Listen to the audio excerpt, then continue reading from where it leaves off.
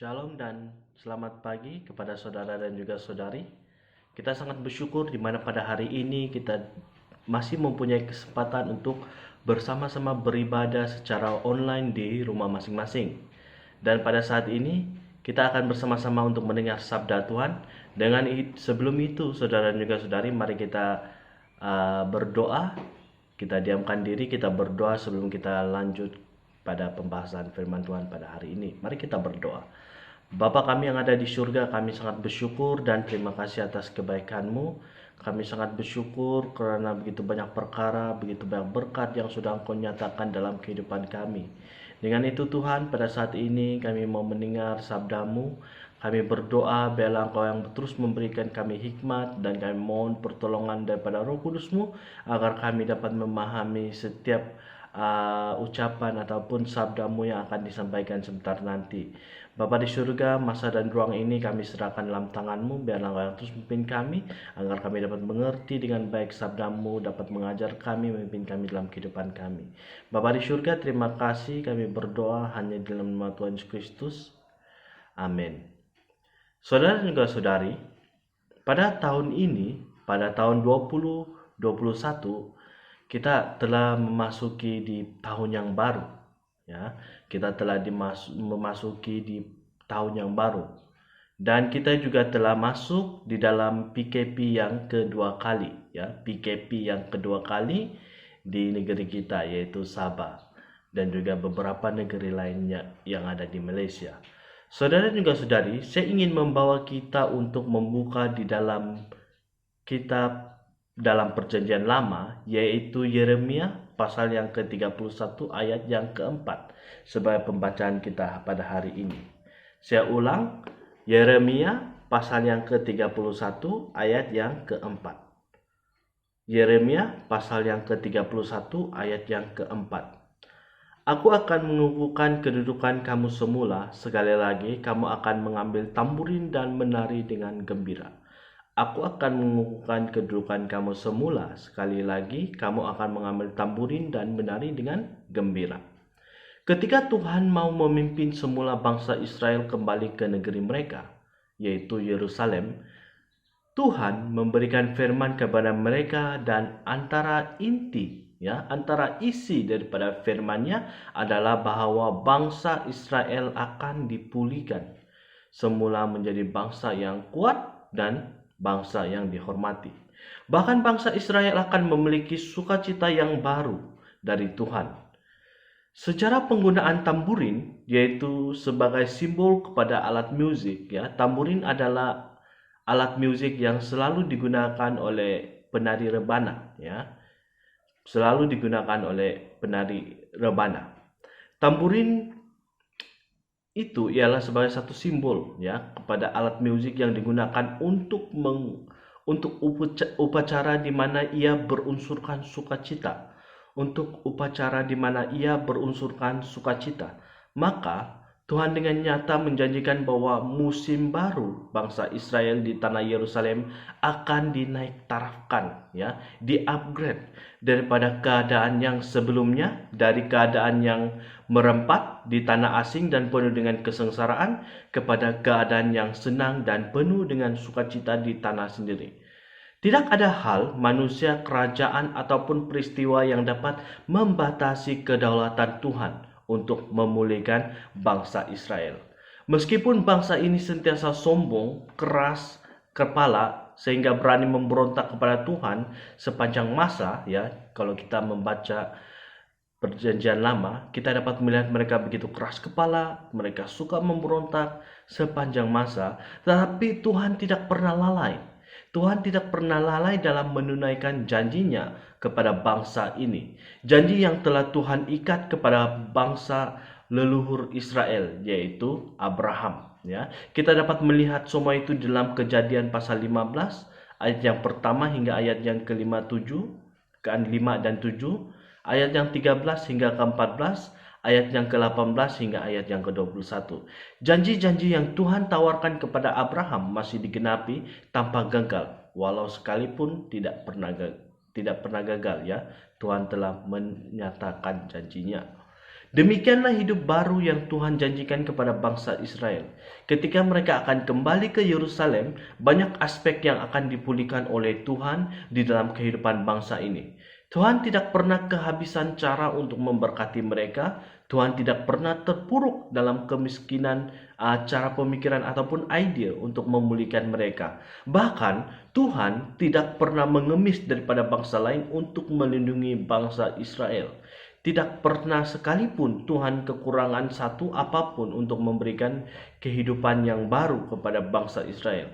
Meski ramai penafsir mengatakan bahwa Israel maju adalah karena mereka itu kuat, adalah karena dari dahulu sehingga sekarang mereka adalah golongan yang pintar. Kalau kita melihat tafsiran itu dalam bentuk logik akal saja, kalau Tuhan ingin mengkehendaki mereka, kalau Tuhan ingin mengkehendaki, maka segala kebijaksanaan, segala kepintaran mereka boleh saja dikalahkan olehnya dengan firman ataupun sabda yang keluar dari mulutnya saja. Sejarah Alkitab membuktikan bahwa bangsa-bangsa begitu berusaha menentang Tuhan, ya, termasuk bangsa Israel. Mereka begitu berusaha, ya, memberontak dan juga sebagainya dengan menggunakan kepintaran mereka. Tetapi akhirnya mereka sendiri yang mendapat masalah lalu binasa. Tuhan tidak pernah terbatas dalam segala kewujudan yang Dia miliki.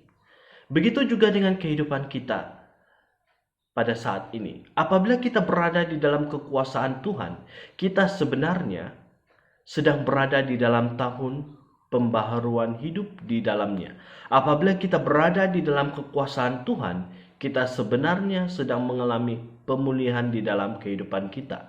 Jika kita mengalami kemerosotan kualiti rohani hidup kita, maka Tuhan yang Maha Tahu sentiasa membaharui kehidupan rohani kita. Jika kita sedang mengalami pergumulan dalam kehidupan ekonomi kita, jangan pernah lupakan Tuhan, karena Tuhan sedang membaharui sumber pendapatan kita. Mungkin saja waktu Tuhan tidak akan sama dengan waktu yang kita inginkan ataupun yang kita jangkakan dalam mendapatkan sumber ekonomi. Tetapi suatu perkara yang sama adalah Tuhan tetap sama dahulu dan selamanya. Ya. Tuhan tetap sama dahulu dan juga selama-lamanya.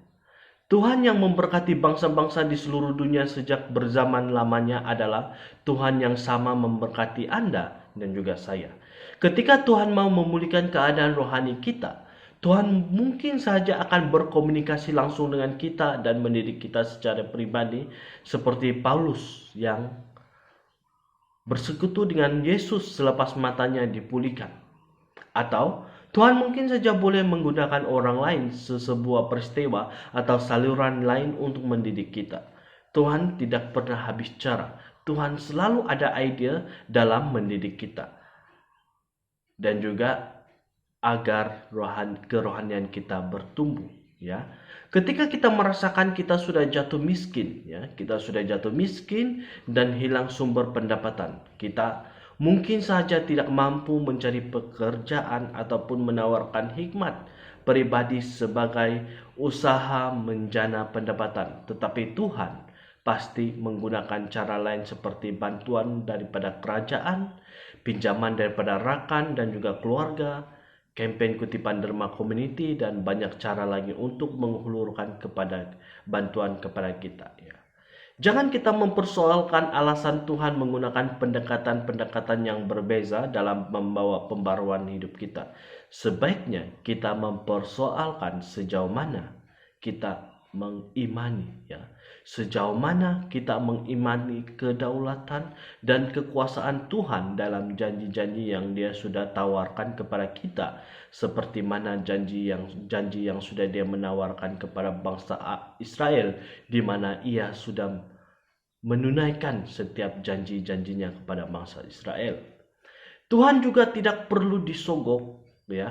Tuhan juga tidak perlu disogok dengan janji-janji kita dalam usaha kita untuk mendapat pembaharuan hidup. Karena, ya, Tuhan sendiri akan menawarkan berkat-Nya kepada kita, sehingga akhirnya kita akan memahami bahwa sesungguhnya Tuhan memberikan janjinya kepada kita sebagai landasan kepada kita menikmati berkat-berkat-Nya, ya. berkat yang terindah di mana Tuhan sudah beri yang kita dapat merasakan adalah Yesus Kristus yang telah mati di atas kayu salib untuk menebus kita, dan itu adalah perbuatan yang sangat agung, ya, perbuatan yang sangat agung, dan begitu banyak lagi berkat-berkat lain yang kita alami sepanjang hidup kita, ya. Dan kita dapat bernafas pada hari ini, itu juga merupakan berkat yang cukup indah dan luar biasa, dan juga mukjizat yang besar bagi kita, di mana kita dapat hidup dengan baik dalam keadaan sehari-hari.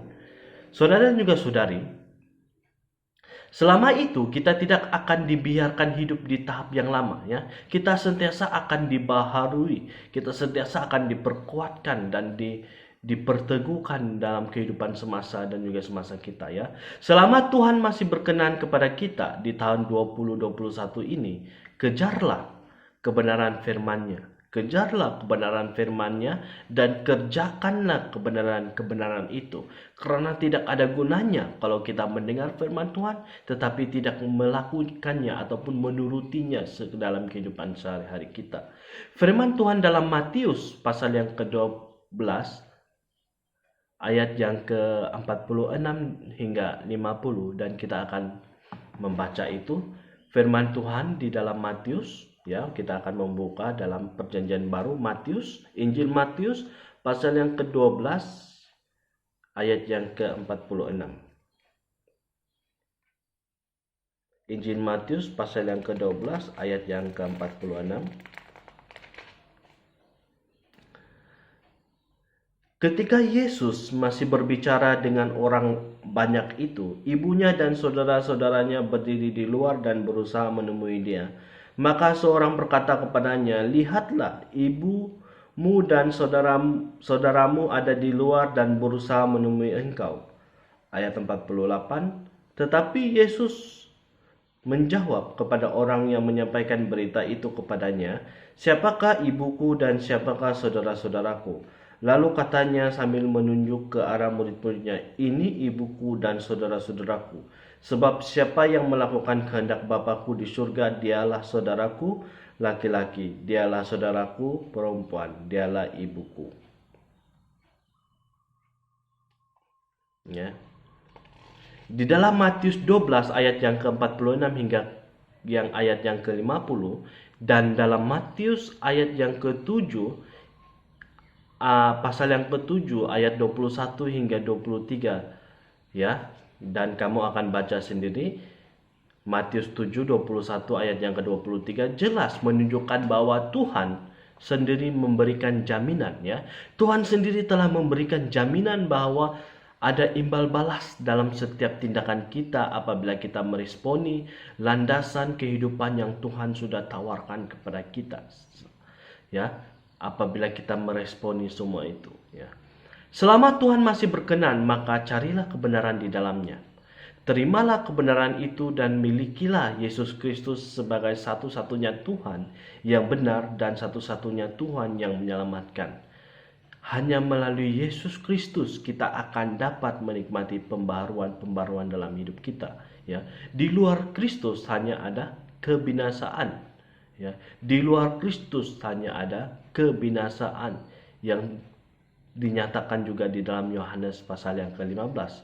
Oleh itu saudara dan juga saudari, pada tahun 2021 ini kita haruslah gagahilah, ya, tahun ini dengan langkah dan juga dengan perasaan yang bangga karena Yesus Kristus adalah Tuhan dan juga juru selamat Anda, dan karena Yesus Kristus ada di dalam hidup Anda.